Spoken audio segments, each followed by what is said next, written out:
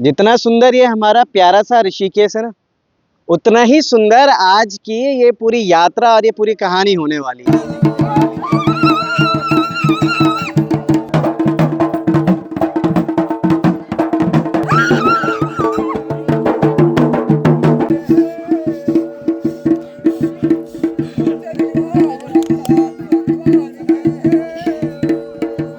उत्तराखंड की पावन धरा से उठी एक ऐसी आस्था जिसने हर दिल को छू लिया। सुबह की पहली किरण के साथ जब ये भव्य यात्रा शुरू हुई तो गाड़ियों का लंबा काफिला सिर्फ आगे नहीं बढ़ रहा था, बल्कि अपने साथ लेकर चल रहा था श्रद्धा और अटूट विश्वास।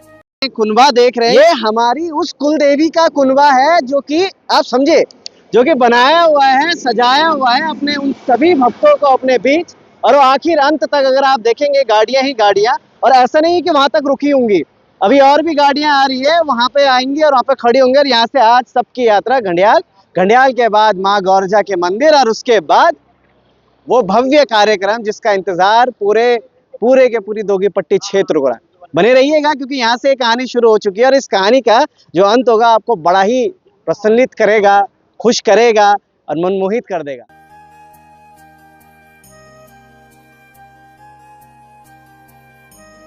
ये देखिएगा, ये पूरा दृश्य इस तरीके से होता है और ये आप देख पा रहे होंगे ये सभी भक्त अब इस वक्त घंटाघरण मंदिर की तरफ प्रस्थान कर रहे हैं। सभी के सब एक साथ हाथों में हाथे और एक दूसरे का सहारा लिए इस चढ़ाई को भले चढ़ रहे हैं, मगर इस चढ़ाई में मैं एक चीज आपको बता दूं कि आपको थक तो नहीं लगने वाली। हमारे उत्तराखंड के वाद्य यंत्र जो देवी देवताओं को प्रकट करने के लिए हर वक्त हमें इस्तेमाल किए जाते हैं, उनके साथ भी चल रहे हैं और ये ढोल दमोह की आवाज और धुन हमें और यहाँ पर ऊर्जावान करती है ताकि हमें और मौका मिले ऊपर चढ़ने का। तो ये देखिएगा, ये ढोल दमोह की आवाज और मेरी सांस फूलने की ये जो सिसके आप सुन रहे होंगे, ये वाकई में ये जरूर प्रतीत करवाता है कि चाहे उत्तराखंड में किसी भी जगह पर, किसी भी कितनी भी चोटी पर कोई भी देवी देवता हो हमारे, जहाँ होंगे वहाँ उनका भक्त पहुंच जाते हैं और हमेशा से ऐसे होते आए हैं। ये है ढोल दमोह, हमारे वाद्य यंत्र, जिनका एक बहुत अहम मुझे लगता है रोल है, रिस्पॉन्सिबिलिटी है यहाँ पे देवी देवताओं को अवतरित करने में। कितनी दूर से आ रहे हो? हम कम से कम 10-15 किलोमीटर दूर से अभी पैदल चल रहे हैं यहाँ से। 10-15। तो ये जो बजाते हुए आप जा रहे हैं, इसका क्या मतलब होता है? ये घंटाकरण का वो है, यात्रा का वो सीन है। अच्छा, ये ढोल दमोह का है, इसमें यात्रा जाती है। इसलिए ऐसी धुन बजाते हैं। हाँ। एक और दृश्य आपको दिखा रहा हूँ मैं। ये क्या लेके जा रहे हो आप? ये भगवान का भोग है। क्या क्या है इसके अंदर? घंटाकरण जी का भोग है। क्या है इसके इसमें अंदर? हलवा है, सब चीज है, बहुत ही प्रकार की चीज है। बहुत प्रकार की चीजें हैं, फल फ्रूट, बहुत कुछ, मजा आ रहा है चलने में। बिल्कुल। और ऐसा ये अगर ऋषिकेश में होती ना कि 2 किलोमीटर दूध दही लेने जाना, तब नहीं चलते आप इतना? नहीं, मैं मतलब हाँ जी, हाँ, यहाँ देवता की बड़ी कृपा है। यहाँ देवता की 80 कृपा है, इस वजह से वो उम्र, वाकई में वो उम्र बहुत है। और उस उम्र में अगर इस तरीके से ऊपर चढ़ना, हमारी सांस फूल गई तो उनकी कितनी फूली होगी। सांस भी फूलनी सही बात है। हाँ बाबा, सांस फूल गई। घंटाकरण की कृपा से हाँ, लगा छो बाट दक्षिण थया। हैं? हाँ, लगा पहुंचाएगा।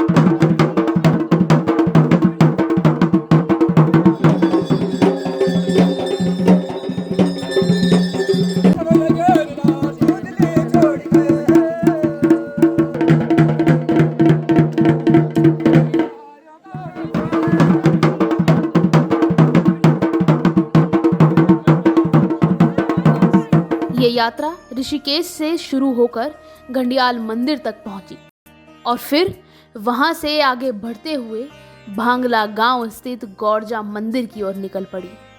रास्ते भर का जो दृश्य देखने को मिला उसे शब्दों में बयां करना सच में मुश्किल है। ढोल दमोह की गूंज पर थिरकते श्रद्धालु और हर तरफ भक्ति में डूबा हुआ माहौल। कहीं देवी देवताओं के अवतरण के अद्भुत दृश्य तो कहीं भक्तों पर उतरी दिव्य आस्था, जहां लोग पूरी श्रद्धा के साथ झूमते नजर आए।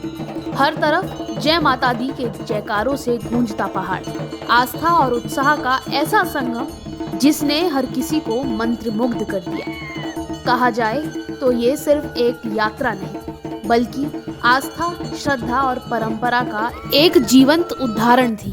ऐसी भक्ति, ऐसा समर्पण जिसे देखकर हर कोई भावुक हो उठा।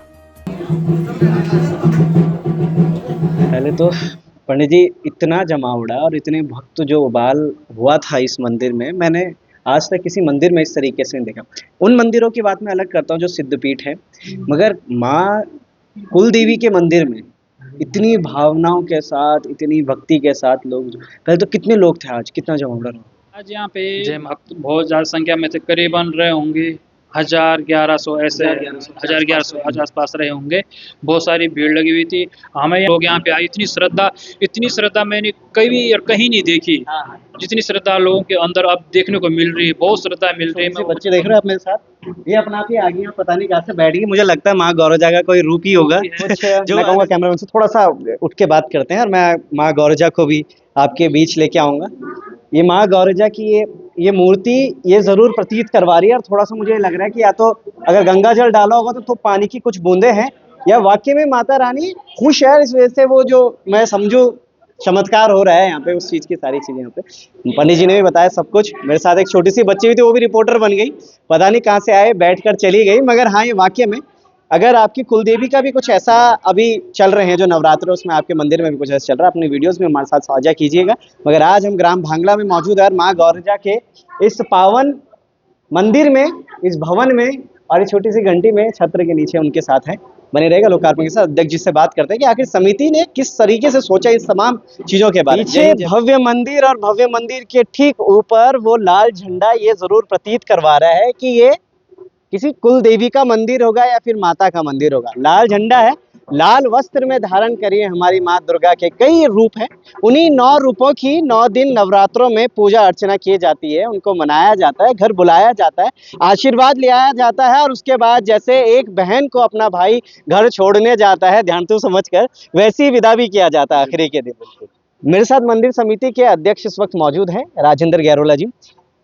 राजेंद्र गैरोला जी, क्या सूझी मन में इस तरीके का कार्यक्रम करवाना? क्योंकि जो मैं भावनाएं और जो मैं भीड़ देख पा रहा था ऐसे प्रांगण में, वो भी किसी कुल देवी के मंदिर में, क्या सिर्फ एक गैरोलाओं की देवी, इतनी भीड़ कहाँ से ले आए? कोई खरीदी हुई थी? कहीं लगते हुए आगे रास्ते में ट्रैफिक भी देख रहा था, गाड़ियों का काफिला देख रहा था, क्या है ये सब उनके पीछे?